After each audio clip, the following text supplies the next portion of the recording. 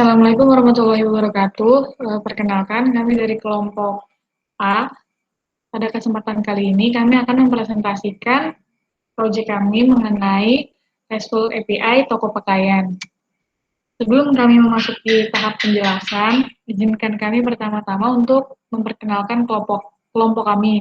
Yang pertama yaitu ada Ahmad Lutfi Baihaqi, NIM 11181004, kemudian ada Andi Sultan Asyarul Tafi, 11181010, kemudian saya sendiri Fatima Azahra 11181028, dan ada juga Gilang Aldiksa Mukti 11181032, dan yang terakhir ada Sofyan Sauri 11181078.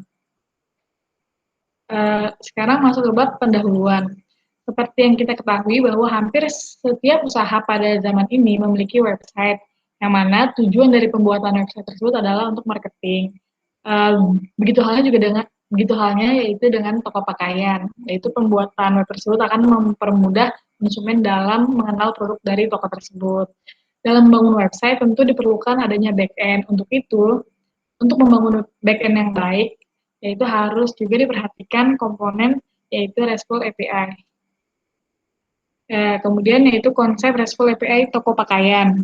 RESTful API toko pakaian merupakan RESTful API yang digunakan untuk membangun website toko pakaian.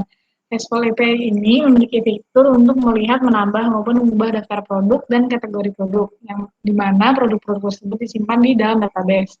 RESTful API ini dapat menerima HTTP dan merespon cart, get, post, dan page. RESTful API ini juga memiliki fitur authentication.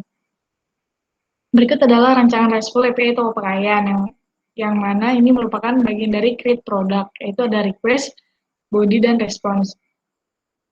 Berikut adalah isi dari masing-masing bagian create product. Selanjutnya itu adalah rancangan RESTful API toko pakaian yang mana di bagian get product. Untuk bagian get product ini hanya ada dua, yaitu request dan response. Berikut adalah isi dari request dan response. Selanjutnya. Baik, saya akan melanjutkan. Jadi di sini ada update produk. Kita bisa lihat di sini ada 3, yaitu request, body, dan respon. Berikut adalah isi dari requestnya, bodinya, dan responnya. Next.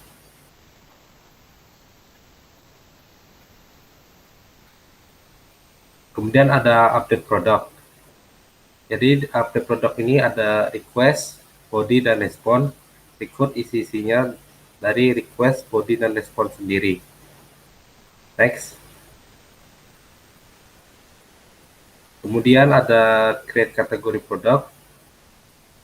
Isinya juga sama, yaitu request, body, dan respon.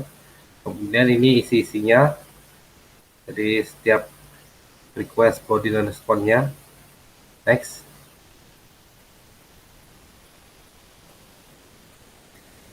Kemudian ada get kategori produk, isinya cuma 2, yaitu request dan respon.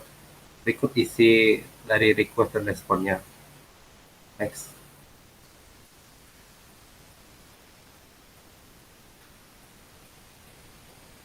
Kemudian ada update kategori produk, isinya yaitu request, body, dan respon. Berikut isi-isi dari request, body, dan responsnya. Next. Oke, selanjutnya adalah contoh penerapan dari model yang ada di RESTful API toko pakaian. Untuk yang pertama adalah model user, yang dimana model user ini terdapat sebuah ID, kemudian ada name, email, dan juga ada confirm untuk password. Oke, selanjutnya next.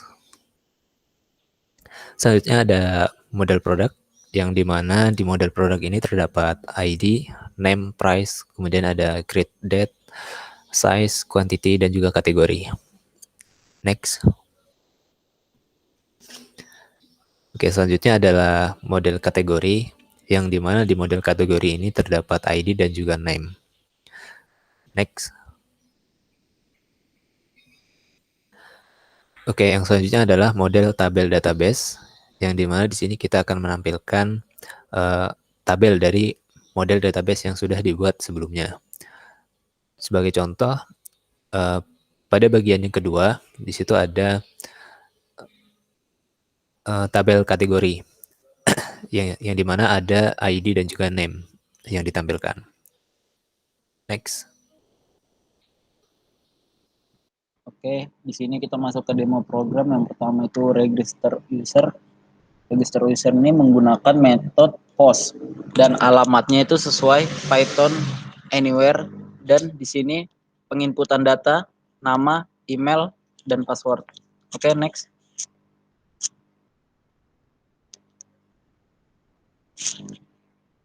Lalu di sini ada selanjutnya input data produk, di mana dengan menggunakan post harus menggunakan email dan password dari register untuk menginput data di bawah ini seperti price, size, quantity, dan produknya. Oke, next. Ini untuk lihat daftar produk, itu isinya menggunakan metode get, tapi tidak ditulis karena sudah default, jadi tidak perlu ditulis. Lalu harus menggunakan email dan password untuk mengisi data yang ada di bawah ini. Untuk melihat data price, produk, quantity, dan size. Oke, next.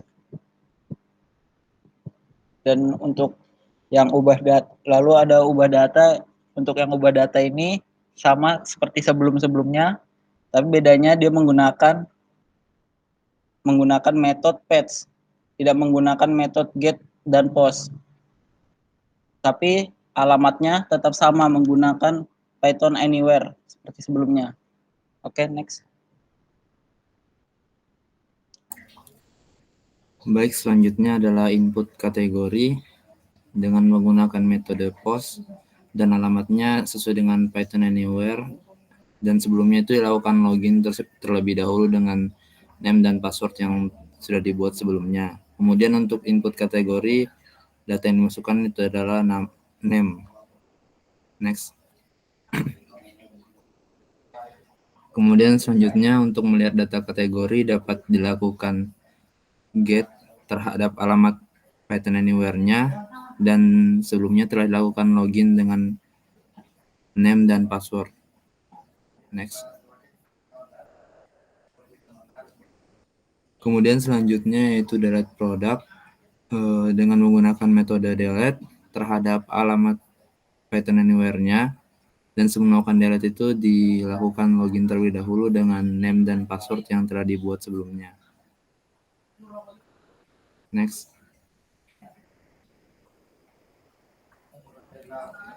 Kemudian selanjutnya ada delete kategori sama seperti sebelumnya, yaitu menggunakan metode delete terhadap alamat Python anywhere-nya dan dilakukan login sebelumnya.